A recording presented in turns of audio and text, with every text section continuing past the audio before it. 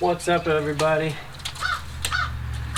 I'm doing something I've done before. Help me remember this number. 14 3/4. 14 5/8. I got a little bit of driver's sag.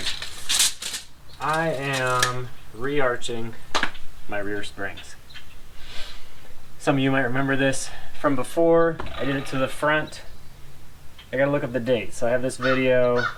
There it is, if you remember it. Maybe you watched it before, where I re-arched the front springs and everybody said that it wasn't gonna work.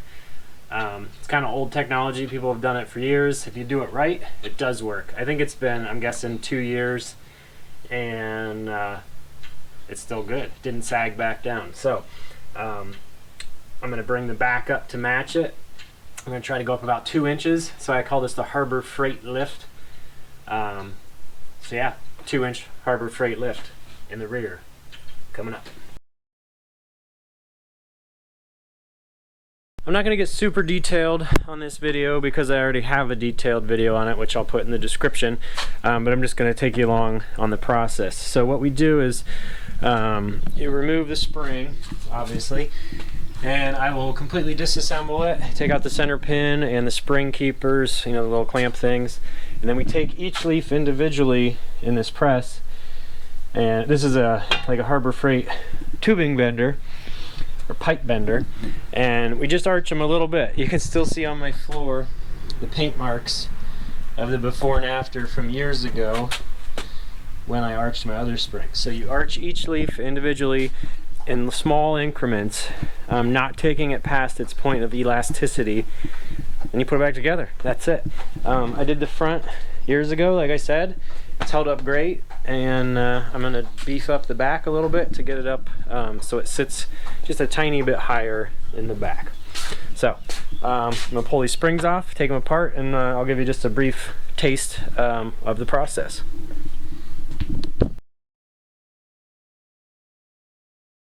One thing I will say with these keepers, don't try to bend them. You'll just break them. You either have to drill out the rivets, or what I do is I just take a grinder and cut them off, and then when I'm done, weld them back together. So leave one side on, just snip the other side, piece of cake. And any vice grips, hold on to this pin. Be careful, because on some springs there's a lot of tension. These aren't too bad, I don't think, but we'll find out. Just be mindful that this may explode. Wasn't too violent, was it? The order of the leaves is generally pretty obvious because they should all be different lengths, but do just take a note or a picture, because I have seen springs where there'll be 2 leaves with this pretty much the same length, so just keep that in mind.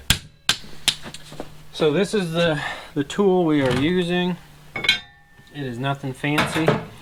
I bought this years ago. I use this to make those Volkswagen light bars I sell, and I've used it to bend other random things along the way. I think I paid like 80 bucks for it, like probably 10 years ago, and worth every penny. I use the 1/2-inch die because it just fits the leaf springs the best. As long as you're hitting both sides, you don't want it sliding down in, so like the 2-inch die is too wide because these will slide right down in. Now I found it's best to keep your pins, your rollers, on the narrowest setting. So you can see that spring hits it just fine. If you go too wide, you don't want to be out here. So what we're doing is just bending little increments. So I'll start here and kind of go like that and bend it around. We're talking the tiniest bit.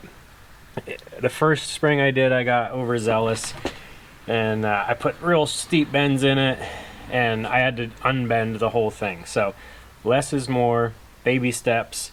Plus, if you bend it too far, you'll actually see the paint start cracking, and you'll hear I don't know if it's the metal ripping or what, but if you're doing that, it's not going to work. You're going to end up breaking a leaf, or it's going to take it beyond that point of stretchiness and destroy the metal. So tiny bends, lots of increments on every spring, and it all adds up to that lift that we're looking for.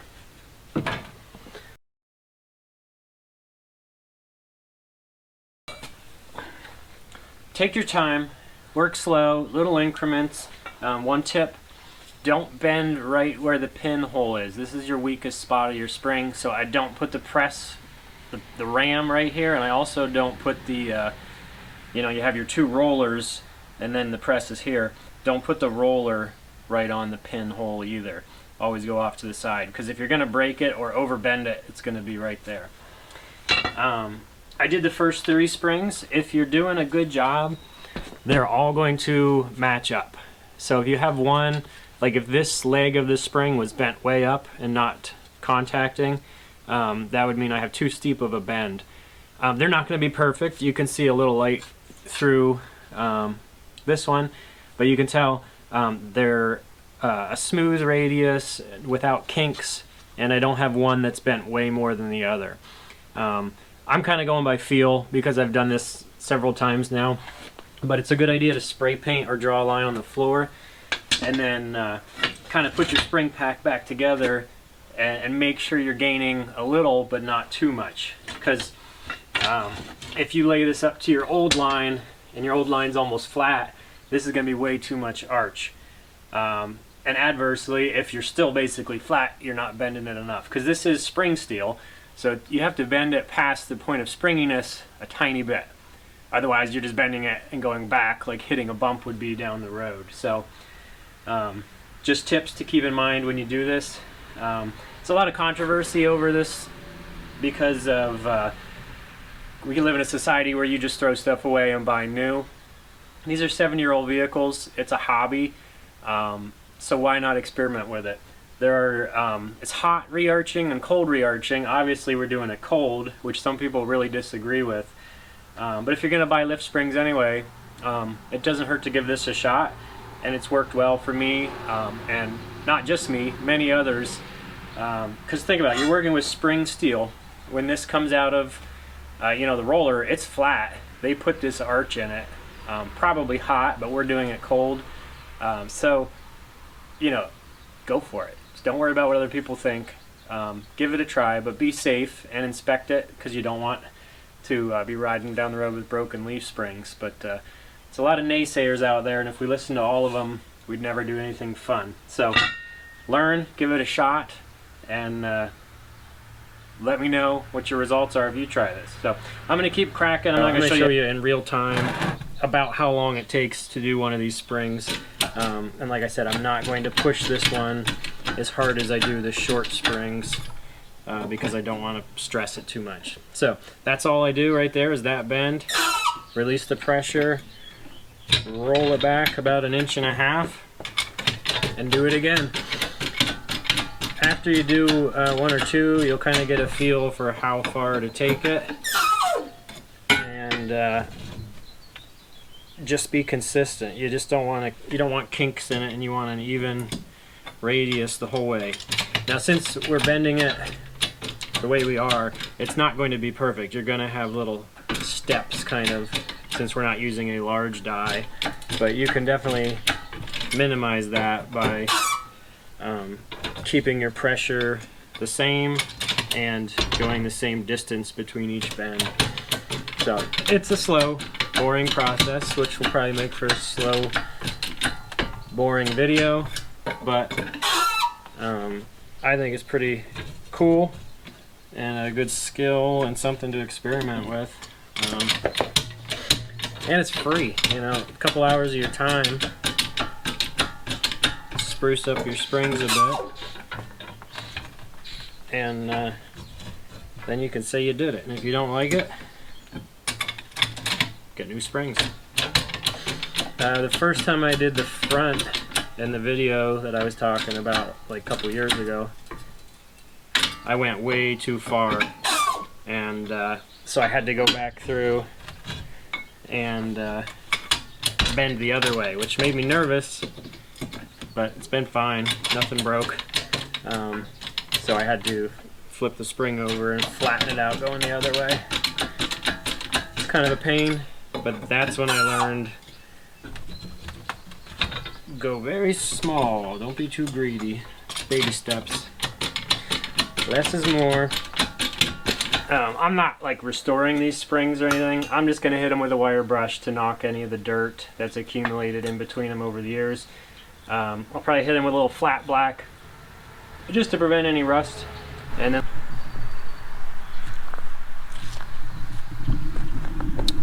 I put a quick coat of satin black on them, mainly on the flat parts. I wouldn't go too crazy painting them because you're going to scratch the crap out of them, because we got to put clamps on them and beat the pin in and weld those tabs back on. But that at least covers the parts you can't see.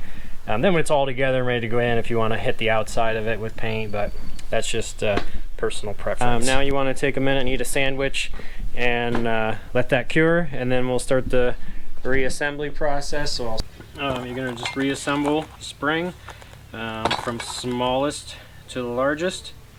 Make sure you have, it's pretty obvious which way all the bends go. But we're going to use clamps and get it close. I put the spring keepers down. That if you do it the way I did and you cut them off, you'll have one side still attached. It doesn't hurt to have a tape measure handy, and make sure it's equal on both sides like we talked about earlier. Some springs are, some aren't. And then we're just piecing it back together. A little puzzle. When we get the big ones on, we'll clamp it all together and hopefully get the pin in. Make sure if you're spring over or spring under, make sure you note which end of the bolt. I've done that before where you have it wrong and you got to take it all apart. The round pin goes into the axle perch. I don't know if you can see that or not. So round pin, axle perch. Just pay attention and slam her back together.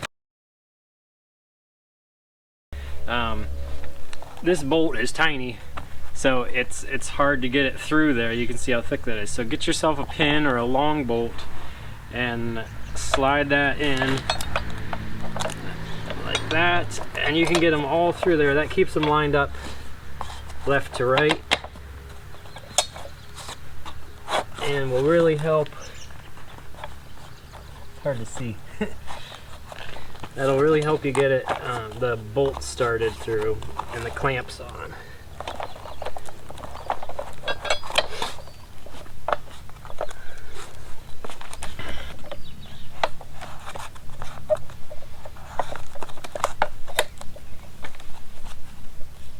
Now we're just gonna simply weld these keeper tabs back onto this piece.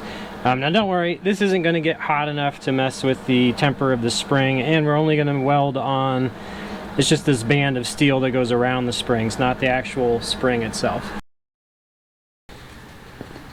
Alright, one spring is done. Yippee skippy. So here's what it looks like. I didn't compare the arch before, but we'll compare it when we pop it in here. I cleaned up my pin and shackle, so now it's just assembly reverse of what we did to take it apart. So we'll just carefully pop it up in there. I always put lots of grease on everything going back together. It just really does help with this assembly in the future. So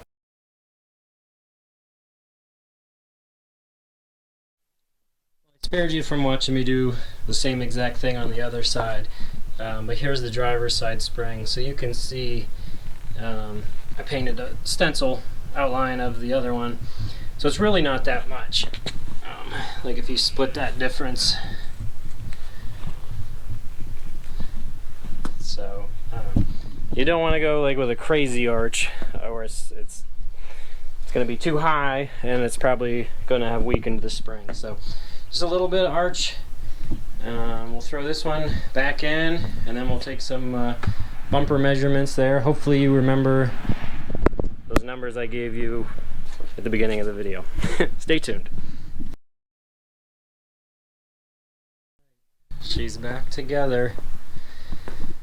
I think it looks pretty good. Doesn't look like oddly tall. When I did the front and was too high, it was like way up. And it will settle down a little bit over time, but now let's do some measuring. Let's see what we have now. 16 5/8. And I think this side was 14 3/4. So almost 2 inches. And this side I think was 14 5/8. And now it's 16 5/8. So pretty good job on doing them the same. No matter what happens, it always seems these Jeeps lean towards the driver's side a little bit, but it'll probably settle down 1/2 to 3/4 of an inch after you run it for a while. But overall I'm pretty happy. That was a free 2-inch lift. Only took me 3 hours probably, and a little bit of work, but also gave me a chance to grease everything and check some other components, and now everything's ready to go, and we got a little bit of extra height. So that's your Harbor Freight 2-inch lift for $0.